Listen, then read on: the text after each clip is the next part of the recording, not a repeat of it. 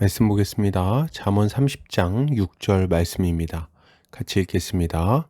너는 그의 말씀에 더하지 말라. 그가 너를 책망하시겠고 너는 거짓말하는 자가 될까 두려우니라. 아멘. 잠언 30장 6절 말씀, 그의 말씀에 더하지 말라라는 제목으로 말씀 보도록 하겠습니다. 신자는 하나님의 말씀을 귀하게 여기고 순전한 마음으로 그것을 지키는 자입니다. 왜요? 주의 말씀은 온전하고 완전하다는 것을 믿기 때문입니다. 오늘 본문을 통해서 이에 대해 함께 살펴보도록 하겠습니다. 오늘 잠언 기자는 너는 그의 말씀에 더하지 말라고 말하면서 그가 너를 책망하시겠고 너는 거짓말하는 자가 될까 두렵다고 말합니다. 이것을 타번역본에서는 그 말씀에 아무것도 더하지 마라. 그렇지 않으면 그분이 너를 꾸짖으실 것이며 내가 거짓말쟁이가 될 것이다 라고 번역하고 있습니다. 본문은 더하다와 거짓말하다를 연이어 언급하면서 하나님의 말씀에 다른 것을 더하는 것의 문제를 강조하고 있습니다. 이것은 신자가 하나님의 말씀에 자기 의견을 덧붙여서 말씀을 왜곡하지 않아야 한다는 것을 잘 교훈하는 말씀이라고 할 수 있겠습니다. 본문은 너는 그의 말씀에 더하지 말라고 말하면서 그가 너를 책망하시겠고 너는 거짓말하는 자가 될까 두렵다고 말합니다. 이때 더하다는 야사프라는 단어인데 더하다, 증가하다 등의 의미를 가지고 있습니다. 그리고 책망하다는 야카흐라는 단어인데 꾸짖다, 징계하다 등의 의미를 가지고 있어요.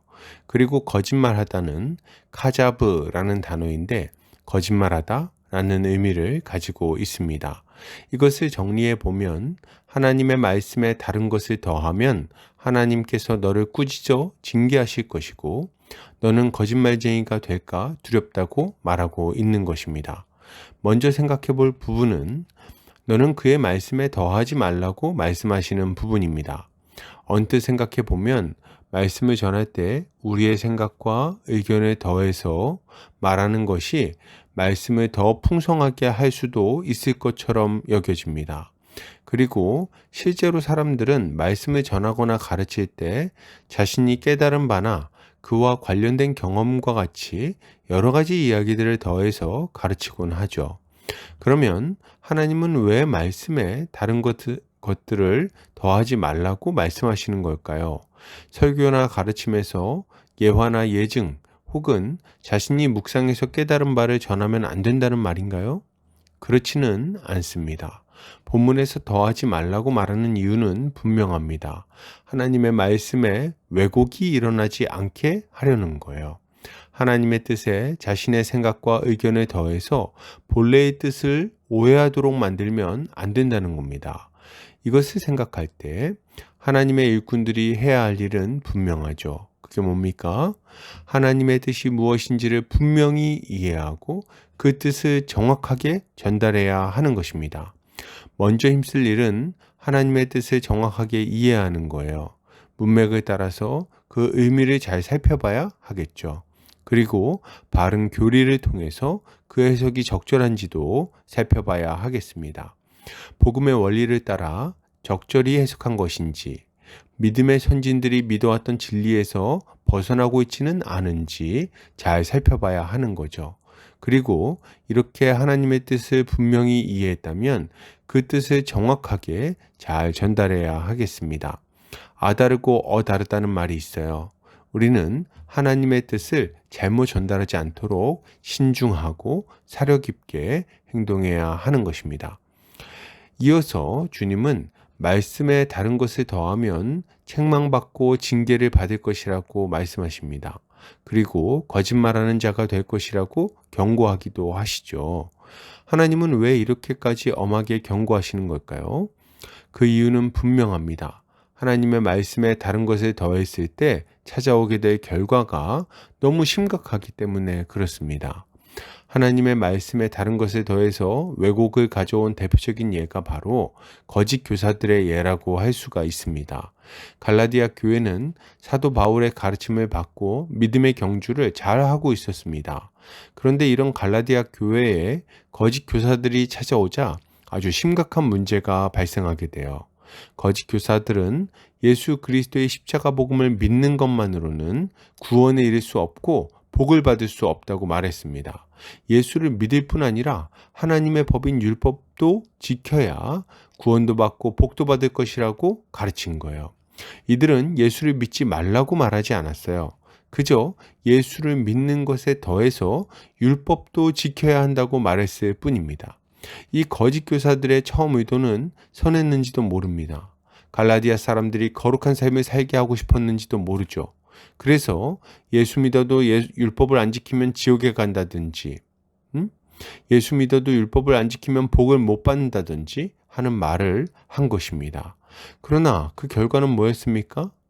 갈라디아 사람들은 믿음에서 이탈하게 되었고 율법의 종이 되어서 말할 수 없는 고통을 겪게 되었어요. 그리고 이 율법주의적 가르침에서 돌이키지 않은 자들은 자기 의를 의지하다가 멸망을 당하게 되었죠. 여러분, 우리는 하나님보다 더 지혜로운 자가 되려고 하지 않아야 됩니다. 사람들이 복음을 믿게 하기 위해서 복음의 진리에서 어떤 것을 빼거나 더하지 않아야 되는 거예요. 우리는 하나님의 사랑을 강조하기 위해서 죄에 대한 하나님의 진노를 감소시키지 않아야 됩니다. 우리는 하나님의 공의를 강조하기 위해서 하나님의 사랑을 감소시키지 않아야 된다는 거예요. 마찬가지로 하나님을 더 사랑하게 하려고 하나님이 약속하지 않은 것들을 무모하게 약속하지 않아야 됩니다. 마치 예수를 잘 믿기만 하면 모든 문제가 해결되고 아무 갈등도 없으며 사람들이 바라는 건강과 부와 성공을 거머쥐게 될 것처럼 말하지 않아야 된다는 거죠. 이들의 말을 듣고 있으면 주님이 재림하지 않으셨는데도 불구하고 모든 문제가 해결될 것처럼 여겨집니다. 벌써 죽음도 정복되어서 신자에게는 아무런 병이나 고통이나 죽음도 없을 것처럼 말하는 거죠. 그러나 여러분, 이것은 거짓말입니다.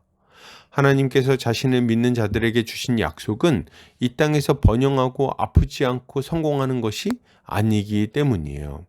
만약 하나님이 약속하신 복이 그런 것이었다면 사도들의 삶과 초대교회 성도들의 삶과 우리 믿음의 선배들의 삶을 설명할 수가 없습니다. 물론 주님은 우리에게 풍성한 복을 주시겠다고 약속하셨어요. 그러나 이 복은 영적인 복이요, 교회 안에서 누리는 복이라고 할 수가 있습니다. 도리어 주님은 우리에게 자기를 부인하고 날마다 자기 십자가를 지고 주를 따라야 한다고 말씀하셨죠. 그렇지 않습니까? 믿음만 있으면 이 땅에서 모든 것을 다 받은 것처럼 호도하는 것은 분명 주의 말씀을 왜곡하는 것이라고 할 수 있는 것입니다. 말씀에 이런 것을 더하면 어떤 일이 일어날까요? 먼저 이러한 세속적인 복을 받지 못한 자들이 낙심하고 불평하고 불만에 빠지게 될 겁니다. 자신이 혹시 문제가 있어서 복을 못 받는 것은 아닌가, 죄 지어서 복을 못 받는 것은 아닌가 고민하게 된다는 거죠. 그리고 이렇게 풍성한 복을 받은 자들은 이런 풍성한 복을 받은 자들은 자신이 열심히 살았기 때문에 복을 받았다고 생각하게 될 것입니다. 이들은 자기 의를 자랑하게 될 것이고 어리석은 자랑을 하다가 마침내 믿음에 있어서는 파손하게 될 거예요. 자기를 자랑하다가 그리스도를 잃어버리게 되는 겁니다. 그러므로 여러분, 이것을 생각할 때 신자가 가져야 될 마땅한 모습은 뭘까요?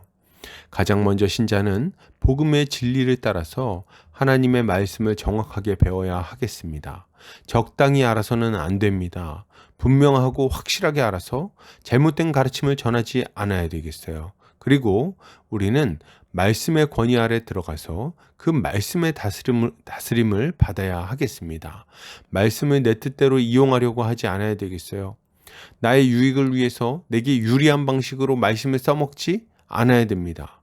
도리어 말씀의 권위 아래 겸손히 고개를 숙이고 말씀을 전해야 하는 거죠. 우리를 혼란스럽게 만드는 잘못된 가르침을 분별해야 됩니다.